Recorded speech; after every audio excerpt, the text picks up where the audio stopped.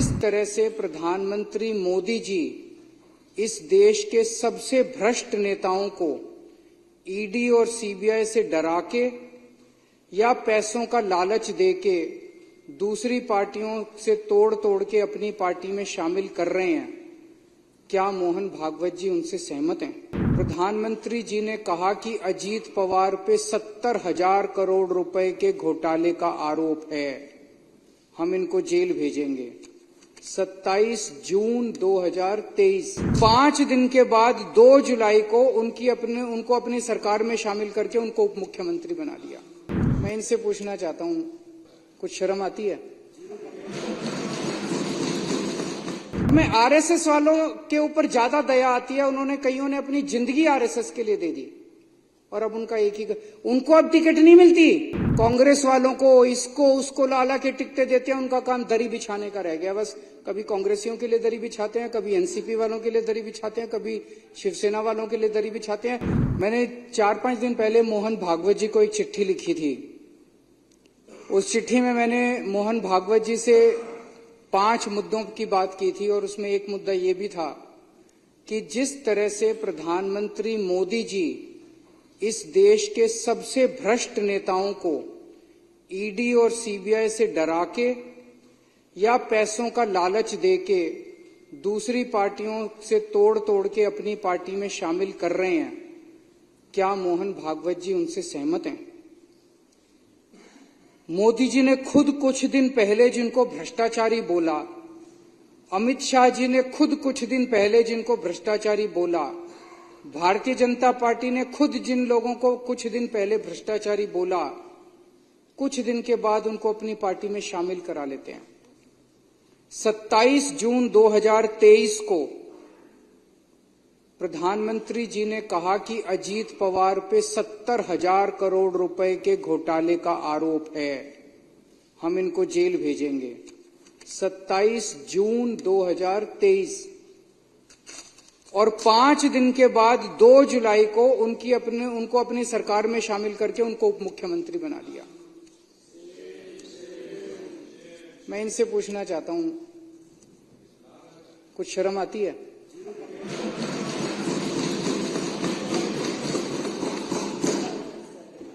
चलो हम तो सारे के सारे खराब हैं, पर आपका प्रधानमंत्री 27 जून को जिस आदमी पे 70,000 करोड़ रुपए के भ्रष्टाचार का आरोप लगाता है और 5 दिन के बाद 2 जुलाई को उसको अपना उप मुख्यमंत्री बना लेता है, क्या मुंह दिखाते हो यार? जब अपनी गली में अपने घर जाते हो आप लोग, पूरी दुनिया को क्या मुंह दिखाओगे कि ऐसी पार्टी में आप लोग हो?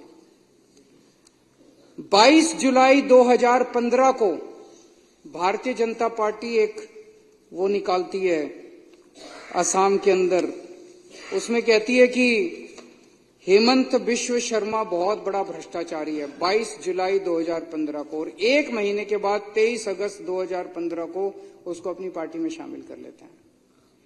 ऐसे 25 नगीने हैं मोदी जी के, हीरे हैं जो चुन चुन के मोदी जी ने दूसरी पार्टियों से इकट्ठे किए हैं। ये मोदी जी के बहुत करीब हैं, चुन चुन के वो दूसरी पार्टियों से लेके आए, उनके ऊपर जितना कचरा था, गंद था, सारा साफ किया मोदी जी ने, सारे केस उनके धोए।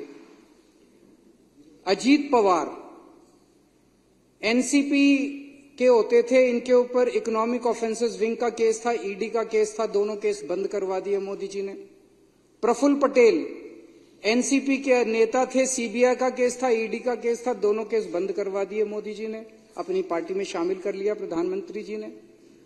प्रताप सरनायक शिवसेना का नेता था, इस पे ईडी का केस था, ईओडब्ल्यू का केस था, दोनों केस बंद करवा दिए मोदी जी ने, आप इस बीजेपी में शामिल कर लिया। हेमंत बिश्व शर्मा कांग्रेस का नेता था, सीबीआई का केस था, ठंडे बस्ते में डाल दिया, इसको अपनी पार्टी में शामिल कर लिया। हसन मुशर्रफ एनसीपी का नेता था, ईडी का केस था, ठंडे बस्ते में डाल दिया, मोदी जी ने इसको अपनी पार्टी में शामिल कर लिया। भावना गवाली शिवसेना की नेता थी, ईडी का केस था इस पे। यामिनी और यशवंत यादव शिवसेना के नेता थे, ईडी का केस था, इनका केस ठंडे बस्ते में डाल दिया। सीएम रमेश, रविंदर सिंह, संजय सेठ, शुभेंदु अधिकारी, के गीता, शोभन चैटर्जी, छगन भुजबल, कृपा शंकर सिंह, दिगंबर कामत, अशोक चौहान, नवीन जिंदल, तपस रे, अर्चना पाटिल, गीता कोड़े, बाबा सिद्दीकी, ज्योति मिंडा, सुजाना चौधरी, ये इनकी ईमानदारी है। ये जीरो टॉलरेंस है। शर्म नहीं आती लाल किले के ऊपर खड़े होकर पूरे देश को बेवकूफ बनाते हैं, कहते हैं ईमानदार है, भ्रष्टाचार के खिलाफ लड़ाई लड़ रहे। ये 25 नगीने हैं। वो पहले नवरत्न होते थे अकबर के जमाने में, अब ये 25 रत्न है प्रधानमंत्री जी के, जिनको मैं आरएसएस के अंदर कई ऐसे लोग हैं, प्रचारक कहते हैं उनको, जिन्होंने अपनी जिंदगी जो है वो आरएसएस को दी है।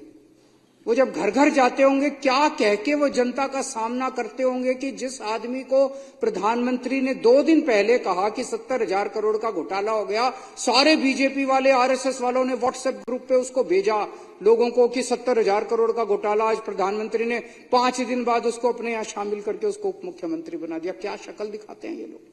मैं पूछना चाहता हूं सारे आरएसएस के कार्यकर्ताओं से, मैं पूछना चाहता हूं सारे बीजेपी के नेताओं से कि कैसे आप लोग अपनी गली, अपने मोहल्ले के अंदर जाते हो।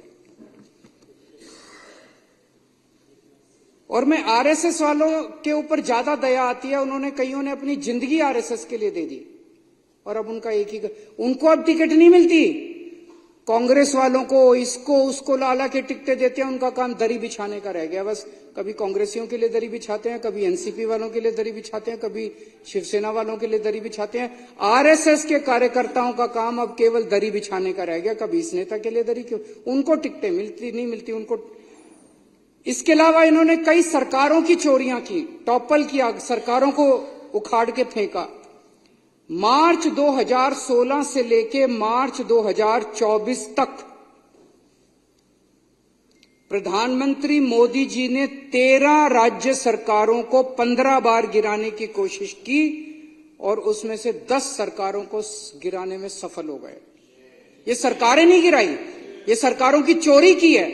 ईडी और सीबीआई को भेज के, उनको धमकी देके, उनको लालच देके, पैसे से खरीद के उनकी सरकारों की चोरी की है इन लोगों ने। ये कोई मामूली वो नहीं है कि सरकारें गिरा दी।